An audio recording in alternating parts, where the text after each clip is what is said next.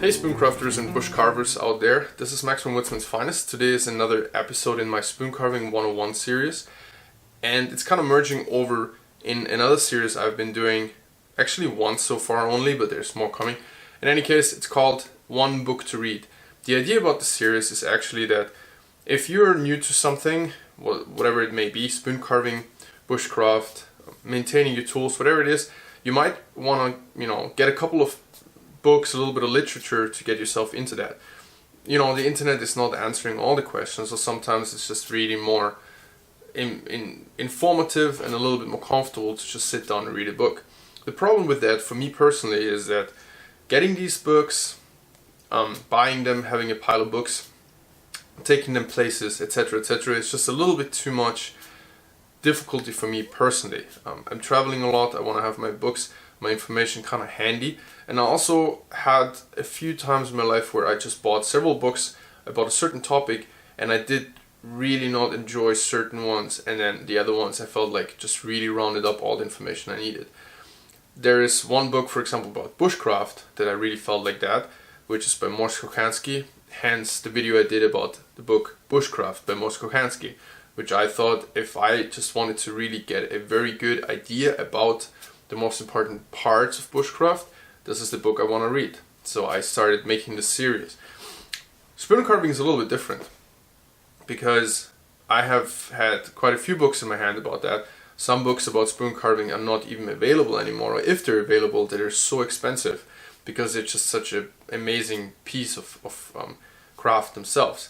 In any case, there's two books about spoon carving that I personally read several times in one case, that I think are just really amazingly written, and are just a great overall, not only for beginners a guide, but also for quite advanced spoon carvers. Today's book review has a little bit of a background story. There's this very famous spoon carver in the UK known as Barn Spoon, and everybody who's got started sometimes a few years ago into spoon carving and it just browsed the web, checked YouTube, etc., probably has come across one or the other video done by Barn Spoon or about Barn Spoon.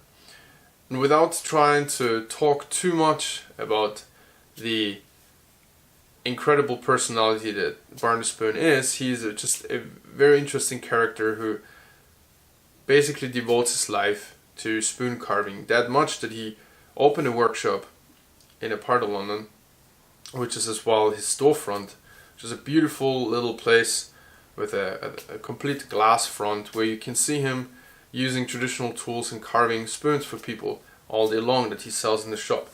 He as well gives workshops there with very famous craftsmen like the blacksmith Nick Westerman, who is a friend of mine and also a very, very special and talented craftsman that every spoon carver basically wants to have a tool of. Not always possible, unfortunately. In any case, that's Barn Spoon.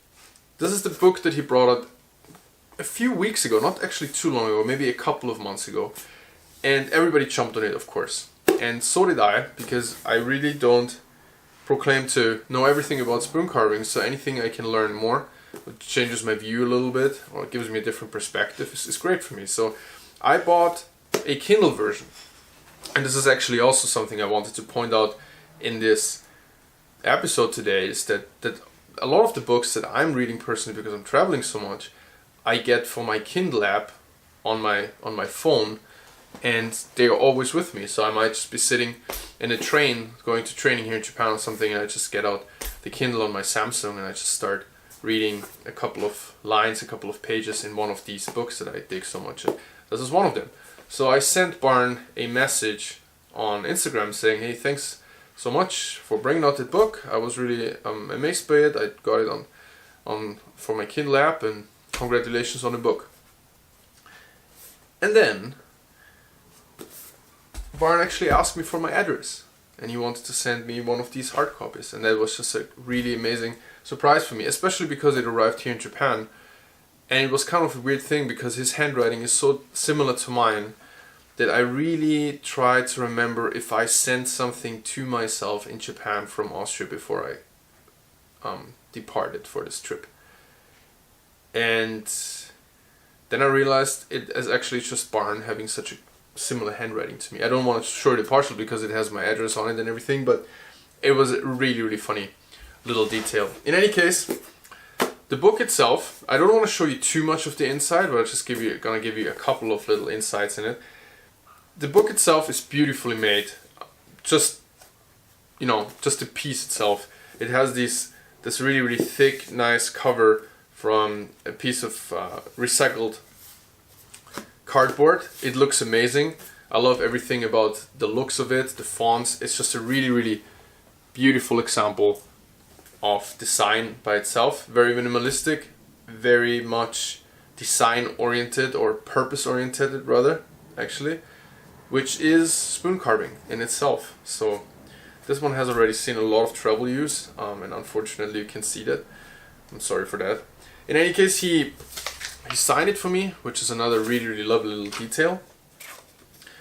And so yeah, then I began reading it, or not after I got it, I actually started reading already way before on my Kindle.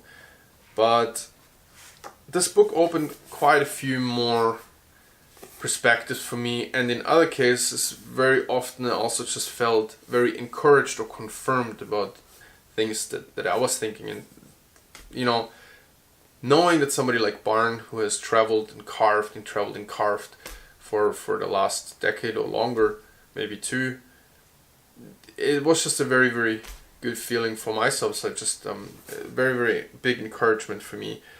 He talks a little bit about woodland, and he's talking quite a little bit about that, especially in the beginning of the spoon. Then later, beginning of the book, sorry, maintenance and conservation as well, which is very important, of course, as a wood carver who's doing green wood, thinking about the sourcing of the wood, sustainability of it, is all part of the story that goes into the spoon itself. So apart from sharing his own philosophy about spoon carving, with part that come along for himself sourcing his wood from a certain place, which got him into woodland conservation and maintenance, and thoughts about things like that. He also shares, of course, very important information for a beginning and aspiring spoon carver, which is tools, tool maintenance, basic carving techniques, which is very reminiscent of the other book that's out there that I'm gonna be talking about in a future video, which is as close to my heart as this one, but is showing very similar techniques because that's the techniques we use in spoon carvings, but maybe with a little bit of a different angle, maybe a little bit of a different approach. So very, very informative. Then he goes through a basic spoon, how you carve a basic spoon, and he finishes it up with a lot of different spoon designs that he makes himself, that he got famous for. For example, one is a medieval style spoon. I think that was found on the Mary Rose. I'm not sure about that, but excuse me, but it's one of those designs that he really, really perfected, in my opinion. It's such a simple design, but it's just beautiful in its simplicity. So he's taking you through quite a few of these spoon designs and shares them with you, which is, I think, a very, very generous thing itself. An additional thing to that whole information he gives you, the whole background and the whole mindset, I have to say what's amazing about this book is the photography. Every single picture is just taken with purpose and shows you very small details sometimes, or at least if you can read them. It shows you some backgrounds about the shop itself, how it can look, the chopping block, things like this. So you can pick up quite a few details if you study the pictures just really properly, which I also really love about this book. In addition to this book that he sent me, which is something I highly recommend, and I'm gonna have, of course, in my basic spoon carving shop that I have down in my description box, I have an Amazon store. It's called Woodsman's Finest, where you don't pay anything extra if you use the links, of course, but you're supporting the channel and the time I'm putting into these videos. What I put together in this shop for you is some of the most basic things that I have been using, or I'm recommending for spoon carving. There may be axes, cheap knives that I still use. Sometimes the tools that I'm grabbing are really the cheapest in my setup, just because I really dig the tool, you know. And Mora 106 is one example that you're gonna find down there. And you're finding, of course, as well, the books and information that I find useful. So it's an Amazon store. You find SPON or SPON in there as well, and you can download it, for example, with your free Kindle app onto your phone, so you really can have it with you all the time. So whenever you have a little bit of break, you can just pull it out. And I'm really happy though, I have the hard copy now, and it just gives you a little bit of a different feeling reading it. It's a beautiful book. Thank you very much, Barn. Additionally to sending me this awesome piece of kitchen towel, or I think I'm just going to be using it as a wall hanger, that's just beautifully designed. Barn also sent me these awesome postcards that he had designed. You really can send them actually, and they just contain this super nicely done information about different parts of the spoon carving process.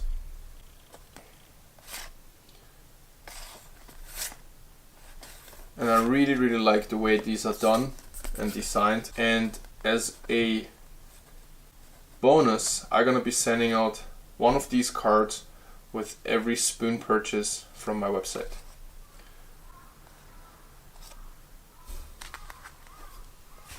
Well folks, I hope this video was informative for you. It was helpful. I really hope that these little hints, short videos about spoon carving, called Spoon Carving 101 in this series, is helpful for you getting started with your spoon carving, so it's a little bit less intimidating and a little bit less of a threshold.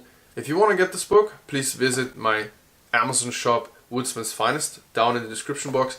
You're gonna find a lot of other things in the description box as well. Please check them out. One of them is my Instagram channel, Woodsman's_finest, where you see my new spoons that just came out, my leatherwork, my custom knives that I'm making. Being a craftsman myself, I really would love you guys to check out my stuff, of course.